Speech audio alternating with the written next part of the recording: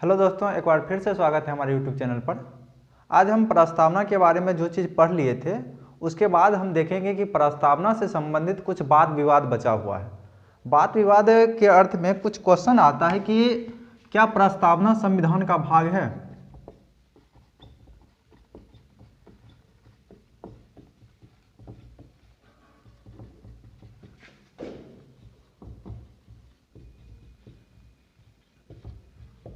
एक तो ये क्वेश्चन हो गया। उसके बाद अगर भाग है तो क्या इसमें संशोधन किया जा सकता है,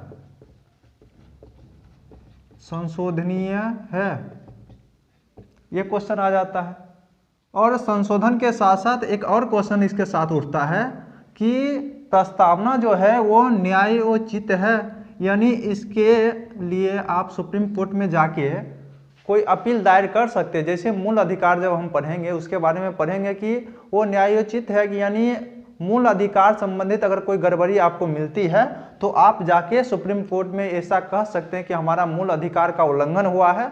इसके तहत क्या हो सकता है कि अनुच्छेद 32 के तहत आप सुप्रीम कोर्ट जा सकते हैं। उसी प्रकार हाई कोर्ट में भी जा सकते हैं अनुच्छेद 226 के तहत। तो न्यायोचित क्या प्रस्तावना में ऐसा कोई शब्द है जिसके चलते हम क्या करेंगे कि सुप्रीम कोर्ट जा सकते हैं। तो एक तो ऐसा हो सकता है कि हम एक सिंपल अर्थ में सिर्फ हाँ या ना में जवाब दें, लेकिन हाँ या ना में जवाब देने से कोई अर्थ बनता नहीं है।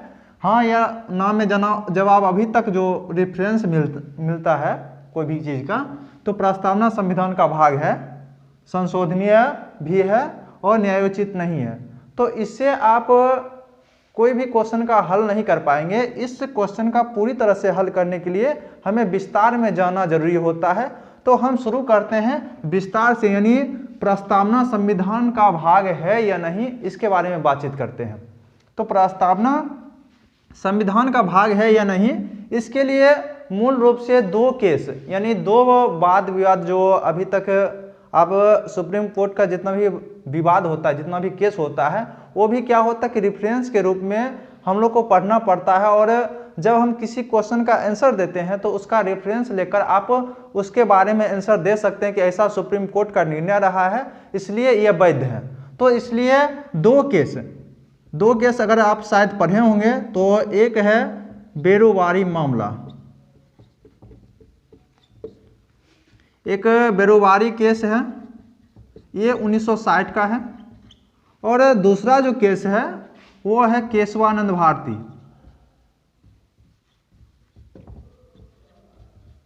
भारती बनाम केरल राज्य,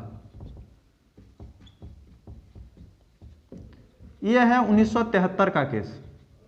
इसके बीच में भी एक केस है गोलकनाथवाद, वो उतना इंपॉर्टेंट नहीं रखता है, वो पासिंग रेफरेंस के रूप में सुप्रीम कोर्ट के द्वारा कोई न्यायाधीश के द्वारा कहा गया था। लेकिन ये दोनों क्वेश्चन जो है यानी खास करके बेरोबारी मामला जो है और केशवानंद भारती मामला है, ये क्या करता है प्रस्तावना से संबंधित है, इसलिए इसके बारे में देखना जरूरी है। बेरोबारी संघ का मामला जो है कि बेरोबारी जो है ये आपको पता होगा कि जब 1947 में हमारा देश आज़ाद हुआ था तो उस समय कोई वैज्ञानिक रेखा नहीं खींचा गया था कि जैसे दो देश है पाकिस्तान और भारत है। तो बेरोबारी संघ मामला जो है ये पश्चिम बंगाल का एक थाना क्षेत्र कह सकते, एक क्षेत्र था जिसको क्या करना था कि भारत को पाकिस्तान को देना था और पाकिस्तान का कुछ भाग भारत को लेना था। तो जैसे बाउंड्री की बात किया जाए तो पाकिस्तान और बांग्लादेश जो अभी वर्तमान है, पहले वो पूर्वी पाकिस्तान कहलाता था। 1971 में बांग्लादेश की आज़ादी होने के बाद वो बांग्लादेश कहलाया, उससे पहले वो पूर्वी पाकिस्तान कहलाता था। पश्चिमी पाकिस्तान तो अब पंजाब की तरफ था, उसके बाद पूर्वी पाकिस्तान जिसको अभी वर्तमान में बांग्लादेश कहा जाता है। तो उस समय जो कुछ ऐसे लाइन होता है कि ऐसे लाइन रहता है, बॉर्डर लाइन ऐसे रहने पर क्या होता है कि दोनों देश को सिक्योरिटी फोर्स लगाने में बहुत ज़्यादा दिक्कत होती है और बहुत ज़्यादा सुरक्षा बल का यहाँ तैनाती करना पड़ता है। इसलिए देश करता है कि कोई सीधी लाइन खींचा जाए ताकि क्या हो कि दोनों देश को कोई दिक्कत का सामना ना करना पड़े। तो इसलिए कुछ ऐसा क्षेत्र था जिसको इस तरफ आ रहा है तो इसको बांग्लादेश के भारत ले लिया। उसके बाद कुछ ऐसा क्षेत्र था जिसको भारत को यानी पाकिस्तान उस समय के पूर्वी पाकिस्तान को देना था। तो उसी संघ में मामला आ जाता है बेरोबारी का। तो बेरोजगारी का मामला जैसे ही आया तो विरोधी पार्टी जितना भी थे उन्होंने कह दिया कि कोई भी क्षेत्र, भारत का कोई भी क्षेत्र विदेशी राज्य को नहीं देना चाहिए, क्योंकि भारत का एकता की बात होता है और एकता के समीप ऐसा आ जाता है कि आप भारत का कोई भी चीज़, क्योंकि आप जैसे ही बात किया जाता है कि देश स्तर पर कोई छोटा सा भी जमीन अगर हम क्या करते हैं कि हम पाकिस्तान के देने की बात करते हैं तो लोगों में आक्रोशित हो जाते हैं। लोगों का आक्रोशित होना ये हमारा भारत में बराबर बन जाता है। तो इसलिए कि लोग आक्रोशित ना हो, विरोधी पार्टी के मत से बचा जाए, इसके लिए क्या किया गया कि राष्ट्रपति के द्वारा एक अनुच्छेद है 143, इसके द्वारा क्या किया जाता है कि राष्ट्रपति सुप्रीम कोर्ट से कोई मत मांगता है कि ये संविधान के अनुसार वैध है या नहीं है। यानी राष्ट्रपति का अर्थ आप समझ सकते हैं कि देश का प्रधानमंत्री ही होता है, क्योंकि राष्ट्रपति के सहयोग करने के लिए प्रधानमंत्री और उसके मंत्रिमंडल का सदस्य बनाया जाता है। तो राष्ट्रपति ने पूछा यानी प्रधानमंत्री ने पूछा, तो उस समय पंडित जवाहरलाल नेहरू का सरकार था और राष्ट्रपति के रूप में डॉक्टर राजेंद्र प्रसाद थे। तो उनके द्वारा पूछा गया अनुच्छेद 143 के तहत पूछा गया सुप्रीम कोर्ट से 3 प्रश्न पूछा गया। ऐसे क्या होता है कि 143 के तहत पूछ सकते हैं, सुप्रीम कोर्ट इसका जवाब दे भी सकता है, नहीं भी दे सकता है। सुप्रीम कोर्ट जो निर्देश दे सकता है वो इनके द्वारा माना भी जा सकता है, सरकार के द्वारा नहीं भी माना जा सकता है। लेकिन प्रायः क्या होता है कि सुप्रीम कोर्ट निर्देश देता भी है और सरकार मानता भी है। तो 143 के तहत 2-3 क्वेश्चन पूछा गया। एक क्वेश्चन पूछा गया कि क्या यह जमीन या यह क्षेत्र भारत दूसरे देश को दे सकता है।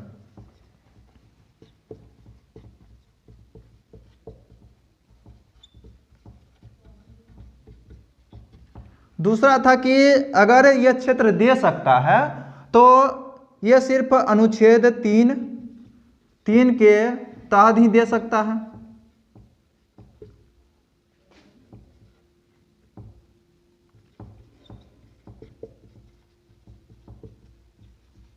या इसके लिए 368 का जरूरी पड़ेगा। अनुच्छेद 3 की बात करेंगे तो अनुच्छेद 3 ये कहता है कि कोई भी स्टेट के नाम सीमा क्षेत्र में परिवर्तन कैसे होता है, ये अनुच्छेद 3 बताता है। जब हम भाग 1 पढ़ेंगे उसके बारे में पढ़ेंगे अनुच्छेद 3 के बारे में, उस समय भी बेरोजगारी मामला आएगा, लेकिन शॉर्ट रेफरेंस के रूप में ये जानना है। 368 जो है ये संविधान संशोधन से है, यानी कोई भी चीज़ करने के लिए जो चीज़ अभी वर्तमान में जरूरी है, जिनको संविधान निर्माताओं ने नहीं सोचा, इसके लिए क्या किया कि 368 का प्रावधान किया गया, ताकि क्या कहे संशोधन के द्वारा भविष्य में कोई भी ऐसा विधि आ सके, ताकि क्या हो सके कि भविष्य के किसी भी नागरिक के लिए अच्छा व्यवहार कर सके, वैसा विधि बनाया जा सके, वो 368 के लिए। तो 368 के लिए कहा गया कि अनुच्छेद 3 के लिए से ही ये हो सकता है, या कि इसके लिए संविधान संशोधन करना पड़ेगा, या संविधान संशोधन के साथ साथ अनुच्छेद 3 का भी प्रयोग करना पड़ेगा। इस प्रकार का क्वेश्चन सरकार के द्वारा सुप्रीम कोर्ट से पूछा गया। तो सुप्रीम कोर्ट भी उस समय सुनवाई शुरू हो गया। तो सुनवाई शुरू जब हो गया तो उस समय बेरोजगारी मामला में 7 जज का बेंच बैठा हुआ था। 7 जज का बेंच यानी प्राय संवैधानिक बेंच ये कहलाता है। और 7 जज का जब बेंच बैठा तो जो विरोधी वकील थे, यानी जो विरोध में अपना प्रस्ताव पेश कर रहे थे, उन्होंने दोनों का 2 मत था। जो विरोध में था उनका मत था कि प्रस्तावना में जो है शब्द, प्रस्तावना में शब्द एक शब्द है एकता, एकता है। उस समय अखंडता नहीं जुड़ा हुआ था, अखंडता 42वें संविधान संशोधन के द्वारा 1976 में जुड़ा है। उस समय एकता था और एकता के तहत ऐसा कहा रहा है कि विरोधी पार्टी कि एकता दिया हुआ है प्रस्तावना में, इसलिए क्या होना चाहिए कि ये एकता की बात हो रहा है और हम क्या कर रहे हैं कि इस क्षेत्र को दूसरी तरफ दे रहे हैं, तो ये एकता का उल्लंघन होगा जो नहीं होना चाहिए। उसके बाद जो सरकार का पक्ष था, सरकार के जो वकील थे उसका पक्ष था कि आप एकता पर नहीं ध्यान दीजिए, वो प्रस्तावना का ही एक दूसरा शब्द बता रहे थे जिसको कहा जाता है संप्रभुता। संप्रभुता का अर्थ होता है कि कोई भी देश अगर संप्रभु है तो वो अपने आंतरिक मामले तथा बाह्य मामले में पूरी तरह से स्वतंत्र होता है। वो आंतरिक मामले में भी निर्णय ले सकता है और बाह्य मामले में भी निर्णय ले सकता है। तो संप्रभुता को देखते हुए ये क्षेत्र सरकार को दूसरे क्षेत्र यानी दूसरे राष्ट्र को देने का अधिकार है। तो ये दोनों तो बात विवाद चल ही रहा था। तो इसके साथ ही सुप्रीम कोर्ट का क्या निर्णय आया? सुप्रीम कोर्ट का निर्णय आया कि बताया कि प्रस्तावना संविधान का भाग है ही नहीं। प्रस्तावना संविधान का भाग नहीं है। क्यों नहीं है? क्योंकि यह ना तो विधायिका को किसी प्रकार की शक्ति प्रदान करती है और ना ही विधायिका के किसी भी नियम पर रोक लगाती है या किसी भी निर्णय को यह बढ़ावा देती है। तो इसलिए प्रस्तावना जो है वो संविधान का भाग नहीं है। और प्रस्तावना जब संविधान का भाग है ये नहीं है तो इसके लिए ये चीज एकता और संप्रभुता की बात नहीं किया जा सकता है। और सरकार क्या करेंगे कि सरकार इस क्षेत्र को दूसरे क्षेत्र को मतलब कि 368 के द्वारा क्या क्या कर सकते हैं कि दूसरे राष्ट्र को दे सकते हैं। तो हम सिर्फ प्रस्तावना को लेकर चल रहे हैं, इसलिए सिर्फ प्रस्तावना को ही देखते हुए चलेंगे। तो बेरोबारी संघ मामला में क्या कहा गया कि प्रस्तावना संविधान का भाग नहीं है, क्योंकि ये न तो विधायिका को यानी संसद को ना तो यह शक्ति प्रदान करता है ना ही इसका विरोध करता है, इसलिए यह संविधान का भाग नहीं है। दूसरा मामला है केशवानंद भारती का। इसको साफ करने के बाद हम देखते हैं केशवानंद भारती का मामला क्या था। तो चलिए हम देखते हैं कि केशवानंद भारती मामले में सुप्रीम कोर्ट का क्या निर्णय रहा है।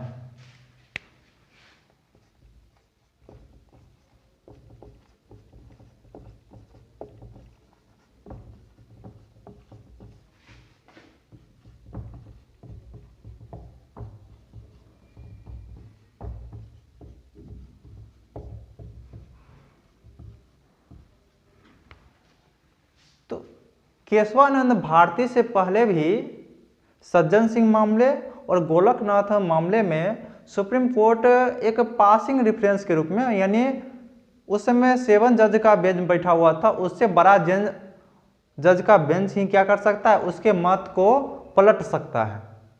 तो सज्जन सिंह मामले और गोलकनाथ मामले में सुप्रीम कोर्ट का पासिंग रेफरेंस था कि सुप्रीम कोर्ट को ऐसा फिर से सोचना चाहिए कि संविधान का प्रस्तावना जो है संविधान का भाग होना चाहिए, इस पे एक बार और विचार करना चाहिए, ऐसा सुप्रीम कोर्ट को। तो केशवानंद भारती में क्या हुआ कि इसके साथ ही पूरी तरह से आप कह सकते हैं कि एक ही साथ बहुत सारा केस को एक साथ जोड़कर इसमें बताया गया। क्योंकि केशवानंद भारती जो हैं ये केरल के एक मठ के संचालक थे और आपको पता होगा कि 1951 में पहले संविधान संशोधन के द्वारा सरकार यानी पंडित जवाहरलाल नेहरू के सरकार के द्वारा 9वीं अनुसूची का विकास किया गया था। और 9वीं अनुसूची का विकास इसलिए किया गया था कि कोई भी विधि बनाकर अगर उस शेड्यूल में डाल दिया जाएगा तो क्या होगा, उसको न्यायिक पुनरावलोकन से बाहर यानी उसको बाहर कर दिया जाता है, यानी हाई कोर्ट या सुप्रीम कोर्ट उसका फिर से रिव्यू नहीं कर सकता है कि वो सही है या गलत है। क्योंकि संपत्ति का जो अधिकार होता है कि आपको पता है कि इस पहले मूल अधिकार में संपत्ति का भी अधिकार था जिसको बाद में हटा दिया गया था। हम धीरे धीरे जब मूल अधिकार पढ़ेंगे तब बताएंगे कैसे हटाया गया था। तो तब तक ये जाने कि हटा दिया गया था। तो उससे पहले जो संपत्ति का अधिकार था तो सरकार के द्वारा क्या क्या सीलिंग एक्ट लाया गया था और राज्य सरकार के जितना भी था कि उसको लागू करने के लिए कहा गया था। लेकिन राज्य सरकार जब भी लागू कराता था तो बात चली जाती थी सुप्रीम कोर्ट में कि ये जो है संपत्ति का अधिकार सबको है तो संपत्ति के अधिकार है, तो आप क्या कर सकते कि जमीन किसी का छीन कर गरीबों में बांट नहीं सकते हैं। लेकिन सरकार का क्या था कि सरकार स्वतंत्रता के समय ही कहा था जो भूमिहीन किसान है उसको क्या किया जाएगा कि भूमि दिया जाएगा। लेकिन भूमि लाएगा कहाँ से, वो तो बहुत सारे जमींदारों के पास था, तो उससे छीनकर ही उसको दिया जाता। लेकिन बहुत सारे जमींदार जो थे वो क्या करते थे, इसको लेकर सुप्रीम कोर्ट में चले जाते थे। उसी प्रकार एक है केशवानंद भारती। केशवानंद भारती का भी यही मामला था, और इन्होंने भी क्या हुआ कि जब केरल राज्य ने क्या किया कि अमेंडमेंट करके उसके बाद 9th शेड्यूल में उसको डलवा दिया, जिसके कारण क्या हुआ कि वो न्यायिक पुनर्विलोकन से बाहर हो गया। तो केशवानंद भारती ने ये चैलेंज किया कि क्या संसद को इतना पावर है कि वो संविधान के किसी भी भाग में संशोधन कर सकता है, या संशोधन कर भी सकता है तो कुछ ऐसा बेसिक एलिमेंट होना चाहिए जिसमें वो संशोधन नहीं कर सकता है। यानी कुछ ऐसा बेसिक एलिमेंट है जिसमें वो संशोधन नहीं कर सकता है। और उन्होंने एग्जाम्पल में बताया प्रस्तावना को, कि बताया कि प्रस्तावना में संशोधन नहीं हो सकता है।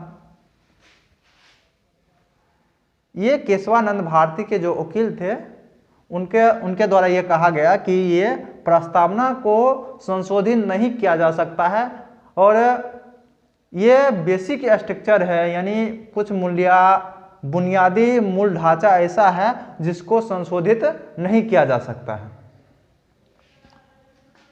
सरकार के वकील जो थे उनका भी अपना पक्ष रखना था इसके मामले में। कहा कि सरकार कहता था कि 368 इसलिए दिया गया, सरकार का जो पक्ष था कि 368 इसलिए दिया गया है ताकि क्या हो कि भविष्य में ऐसी विधि की निर्माण की जरूरत पड़े ताकि इसके द्वारा किया जा सके, या उस विधि में अगर संशोधन करने की बात आए तो 368 के द्वारा उसमें संशोधित किया जा सके। इसलिए संविधान निर्माताओं के द्वारा ऐसा कहा गया कि ये प्रावधान जो है 368 का प्रावधान संविधान निर्माताओं के द्वारा दिया गया, नहीं तो वो नहीं देते, या 368 में ही लिखा देते कि ये चीज इसको संशोधित नहीं किया जा सकता है। ऐसा कुछ भी 368 में नहीं लिखा हुआ है। इसलिए सरकार को किसी भी चीज में संशोधन करने का अधिकार है। इस पे सुप्रीम कोर्ट का क्या मायने आया, यानी सुप्रीम कोर्ट का जो निर्णय था इस पे आया कि सरकार किसी भी चीज का संशोधन कर सकती है, यानी किसी भी चीज में संशोधन कर सकती है। जब हम 368 पढ़ेंगे तो उसके बारे में विस्तार से जानेंगे, तब तक प्रस्तावना का क्या बात हुआ था वो हम जानते हैं। तो किसी भी चीज में संशोधन कर सकती है, लेकिन कुछ बुनियादी चीज जो है उसमें सरकार के द्वारा संशोधन नहीं किया जा सकता है, क्योंकि बुनियादी चीज को अगर हटा दिया जाएगा तो वो संविधान संशोधन नहीं कहलाएगा, वो संविधान का पुनर्लेखन कहलाएगा। और संसद को संविधान संशोधन का अधिकार है, संविधान पुनर्लेखन का अधिकार नहीं है। संविधान का अगर पुनर्लेखन किया जाएगा उसके लिए संविधान सभा का गठन किया जाना चाहिए, संसद के द्वारा ऐसा नहीं किया जा सकता।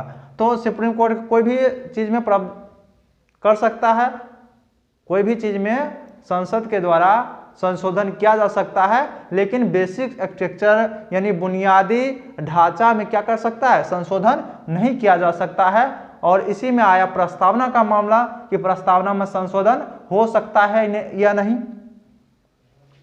तो प्रस्तावना सबसे पहले देखा गया कि प्रस्तावना संविधान का भाग है या नहीं है। तो प्रस्तावना सुप्रीम कोर्ट के द्वारा कहा गया कि प्रस्तावना जो है वो सभी भागों की तरह, सभी भागों की तरह इसका भी संविधान निर्माताओं के द्वारा स्वीकार किया गया, इसको भी संविधान निर्माताओं के द्वारा स्वीकार किया गया।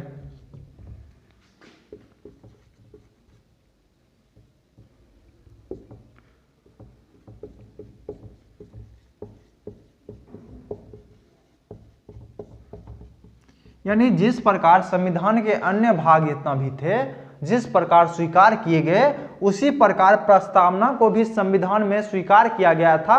और 26 नवंबर जिस दिन संविधान पूरी तरह से बनकर तैयार हुआ, उसी दिन प्रस्तावना को संविधान के मुख्य पृष्ठ पर रखा गया। बेरुवारी संघ मामला में यह भी कहा गया था कि प्रस्तावना जो है वो मुख्य पृष्ठ की तरह है। इसको सिर्फ संविधान निर्माताओं के मतलब कि व्यक्तिगत या संविधान के दर्शन को स्पष्ट करने के लिए ऐसा संविधान के कवर पेज पर रखा गया है। और ये कवर पेज की तरह है जिसमें सुंदर सुंदर सूक्तियां लिखी हुई रहती है।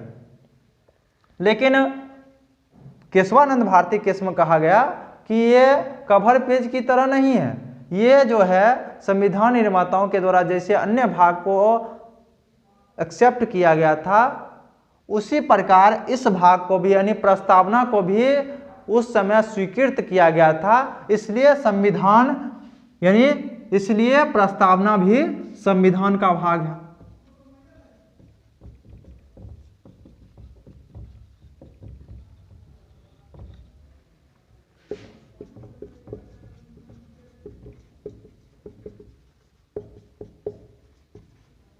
कहा गया कि उसके बाद कुछ और अन्य केस भी आए। कुछ अन्य केस में जैसे आता है कि LIC वाद जो 1995 में हुआ था, तो इस सब केस के बारे में कहा गया कि अभी तक जो सबसे बड़ा बेंच है वो केशवानंद भारती का ही बेंच था। ये 13 बेंच का यानी 13 जजों का बेंच था ये। और अभी तक का सबसे बड़ा बेंच 13 जज का बेंच ही रहा है जो केशवानंद भारती बनाम केरल राज्य के समय बैठा था। और अभी तक इससे बड़ा बेंच नहीं बैठा है, इसलिए इसके मत को अभी तक हटाया नहीं जा सकता है। जब तक इससे बड़ा बेंच नहीं बैठेगा तब तक इस मत को नहीं हटाया जा सकता है। तो आगे जितना भी केस हुआ होगा जिसमें प्रस्तावना की बात कही गई होगी, तो उसमें प्रस्तावना की विशेषता ही बताई गई होगी, ना कि उसमें प्रस्तावना से कुछ चीज हटाने की बात कही गई होगी। यानी जैसे आगे बहुत सारा LIC के बाद में भी ऐसा कहा गया है कि प्रस्तावना जो है वो संविधान का आंतरिक भाग है। तो विभिन्न प्रकार के निर्णयों में ऐसा कहा गया है कि संविधान का अहम हिस्सा के रूप में प्रस्तावना है और इसको सदा सुरक्षित रखा जाना चाहिए। जब हम इसका महत्व पढ़ेंगे तो पूरी तरह से देख लेंगे कि ऊपर से मतलब कि क्या क्या प्रस्तावना के बारे में कहा गया है। तो इसको साफ करने के बाद हम देखते हैं कि इसके साथ ही दूसरा क्वेश्चन आपका हल हो जाएगा कि क्या प्रस्तावना संशोधनीय है।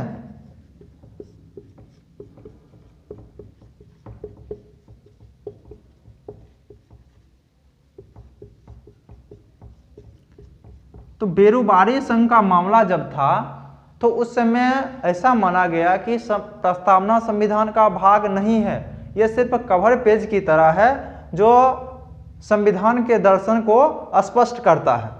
तो जब संविधान का भाग है ही नहीं, इसलिए ये संशोधनीय नहीं है। यानी बेरुवारी मामला में क्या कहा गया कि प्रस्तावना संशोधनीय नहीं है।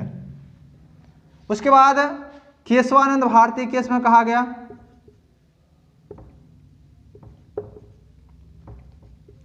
केशवानंद भारती बाद में कहा गया कि प्रस्तावना जो है वो संविधान का भाग है, और प्रस्तावना जब संविधान का भाग है ही तो इसमें संशोधन भी किया जा सकता है।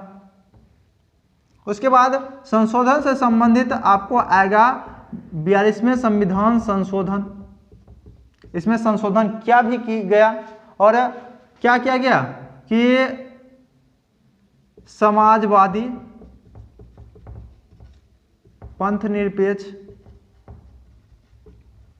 और अखंडता शब्द, ये 3 शब्द जो हैं वो 42वें संविधान संशोधन के द्वारा जोड़ा गया। तो इसके आधार पर कह सकते हैं कि इसमें बेरुवारी संघ मामला में कहा गया कि प्रस्तावना जो है संविधान का भाग नहीं है, इसलिए इसमें संशोधन नहीं किया जा सकता है। केशवानंद भारती में कहा गया कि प्रस्तावना संविधान का महत्वपूर्ण हिस्सा है और इसलिए इसमें संशोधन, जब महत्वपूर्ण हिस्सा है और संसद सभी भागों में संशोधन कर सकता है, इसलिए प्रस्तावना में भी संशोधन कर सकता है। उसके बाद 42वें संविधान संशोधन में क्या किया गया कि 3 संशोधन किया भी गया है। इससे कोई ज्यादा फर्क नहीं पड़ता है कि समाजवाद, पंथ निरपेक्ष और अखंडता जो है पहले से ही संविधान में विद्यमान था। इसका जो चर्चा आया वो आया मिनर्वा मिल्स बाद। मिनर्वा मिल्स बाद में जो सुप्रीम कोर्ट का निर्णय था वो इसलिए निर्णय लिया था कि 42वें संविधान संशोधन के द्वारा इसको जो इतना बड़ा संशोधन किया गया था कि इसको मिनी कॉन्स्टिट्यूशन कहा जाता था, यानी छोटा संविधान के रूप में बहुत ज़्यादा संशोधन किया गया था, जिसमें कार्यकाल जो प्रधानमंत्री, आप ऐसा कह सकते हैं मंत्री परिषद का कार्यकाल जो 5 वर्ष से 6 वर्ष बढ़ा दिया गया था। बहुत सारा संशोधन किया गया था इसमें, और इसी संशोधन को हटाने के लिए 44वां संविधान संशोधन लाया गया, लेकिन इसमें पूरी तरह से सभी चीज़ नहीं हटा पाया गया। कुछ ही चीज़ इसमें हटा दिया गया, कुछ ही चीज़ इसके माध्यम से हटाया गया। और बाकी बाद इसमें मिनर्वा मिल्स बाद में आया कि प्रस्तावना में जो संशोधन किया गया था क्या वह सही था, क्या वह बेसिक स्ट्रक्चर जो केशवानंद भारती के समय आया था कि बेसिक स्ट्रक्चर यानी बुनियादी ढांचा का जो बात आया था, बुनियादी ढांचा यानी बुनियादी ढांचा में क्या कर सकते हैं, संशोधन नहीं कर सकते हैं। तो मिनर्वा मिल्स में आया था कि संविधान यानी प्रस्तावना में जो 3 संशोधन किए गए हैं वो भी बेसिक स्ट्रक्चर जो है, बुनियादी ढांचा जो है उसको प्रभावित करता है। तो मिनर्वा मिल्स में सुप्रीम कोर्ट के द्वारा कहा गया कि ये जो है बुनियादी ढांचा को प्रभावित नहीं करता, ये 3 संशोधन बुनियादी ढांचा को किसी भी प्रकार से प्रभावित नहीं करता है, अतः ये सही है और प्रस्तावना जो है वो संविधान का महत्वपूर्ण हिस्सा है, ऐसा बोलते हुए यानी इसकी विशेषता को बताते हुए आगे बढ़ गया मिनर्वा मिल्स बाद में ही। तो आपको 2 क्वेश्चन का आंसर मिल गया कि प्रस्तावना संविधान का भाग है या नहीं, उसके बाद प्रस्तावना संशोधनीय है या नहीं। 2 क्वेश्चन का जवाब मिल गया और हम तीसरा क्वेश्चन का जवाब ढूंढने की कोशिश करते हैं। तीसरा क्वेश्चन है कि क्या प्रस्तावना न्यायोचित है, तो इसको साफ करते हैं, उसके बाद वो देखते हैं। तो 2 क्वेश्चन का जवाब तो हम ढूंढ लिए। तीसरा क्वेश्चन ये था न्यायोचित,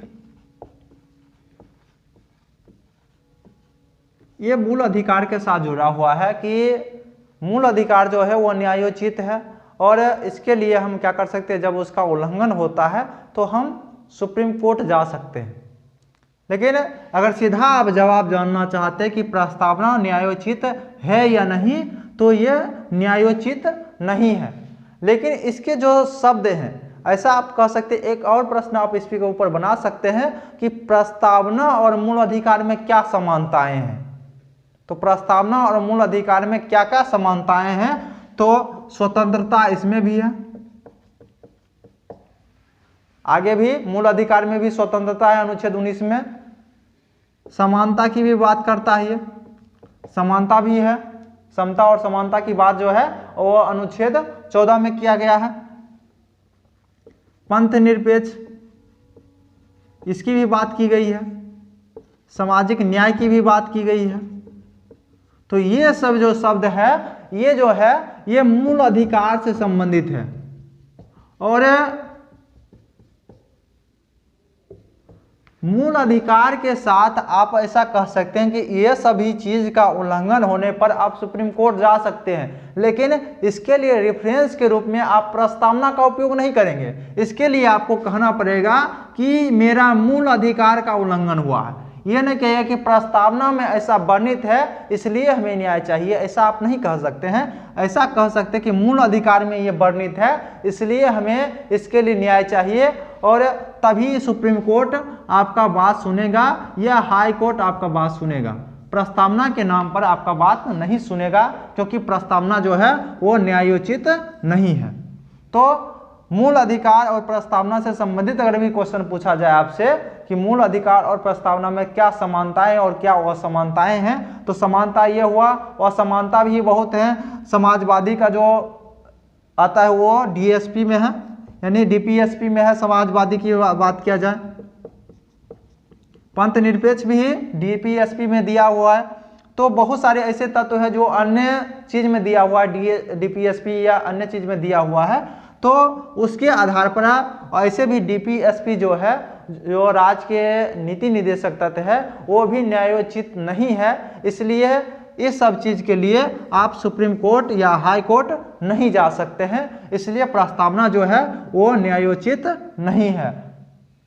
तो आप अभी तक का जो मत है प्रस्तावना के बारे में वो चीज जान लेते हैं, यानी महत्व। तो महत्व या मत अभी कह सकते हैं, तो प्रस्तावना संविधान का भाग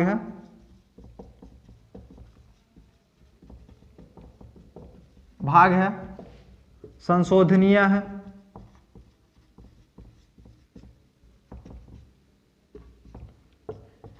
न्यायोचित नहीं है। अभी तक का मत लिख लीजिए, महत्व बाद में लिखते हैं। अभी तक का मत न्यायोचित नहीं है। तो ये 3 हो गया। उसके बाद महत्व जानते हैं कि प्रस्तावना का क्या क्या महत्व है। महत्व के रूप में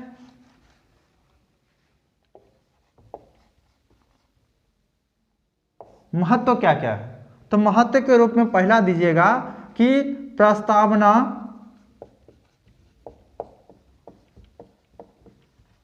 संविधान का दर्शन स्पष्ट करता है। इसको साफ कर लेते हैं पहले, इसको भी आप देख लिए होंगे, तो इसको साफ कर लेना उचित ज़्यादा है।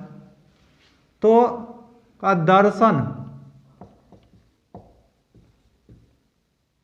दर्शन है, सिर्फ लिख दीजिए। अन्य भाग को समझने में दिक्कत होने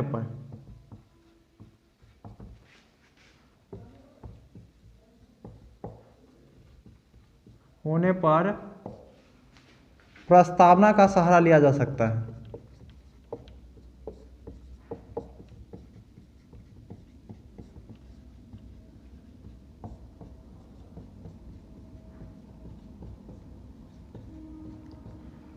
ये 2 हो गया महत्व। तीसरा भी महत्व लिख सकते हैं। बहुत सारा महत्व आप अपने ऊपर से जोड़ भी सकते हैं, यानी आपको लिखने के लिए आना चाहिए कि कैसा होना चाहिए। ये भी लिख सकते हैं कि बहुत सारे लेखकों के द्वारा, जैसे के.एम. मुंशी के द्वारा कहा गया, प्रस्तावना संविधान का जन्म कुंडली है ना। या लिखेंगे कि प्रस्तावना में हमारा ध्येय, यानी हमारा उद्देश्य या ध्येय क्या है।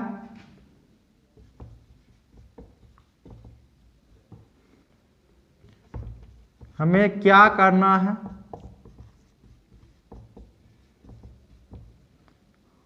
तथा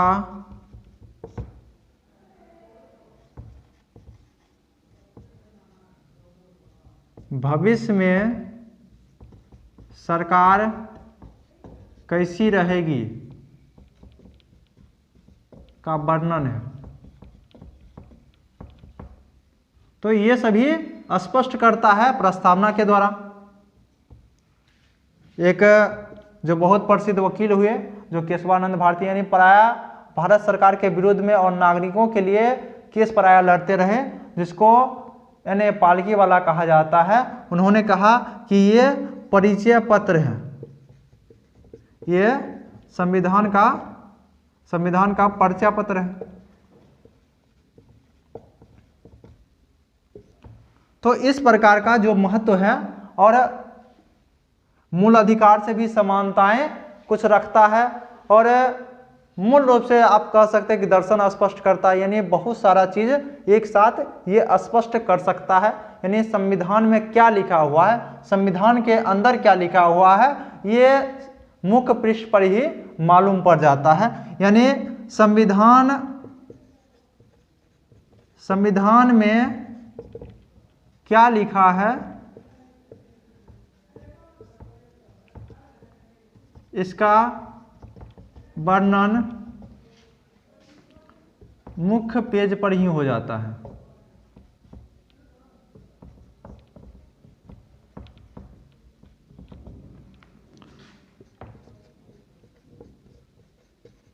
तो ये था प्रस्तावना का महत्व। और आप ये भी प्रश्न जान गए होंगे क्या संविधान का भाग है या नहीं, संशोधनीय है या नहीं, न्यायोचित नहीं है, आप विस्तार से जान गए होंगे। आशा है कि आप जो हैं इसके बारे में अगर किसी भी प्रकार का क्वेश्चन होगा तो आप पूरी तरह से बनाकर इसके बारे में लिख लीजिएगा और आप इस विश्वास पे खरा उतरने की कोशिश कीजिएगा और इसको नोट्स बनाते रहिएगा। आज के लिए इतना ही, हम अगले भाग में लेकर आएंगे, भाग 1 की चर्चा हम करेंगे नेक्स्ट लेक्चर में। तब तक के लिए धन्यवाद।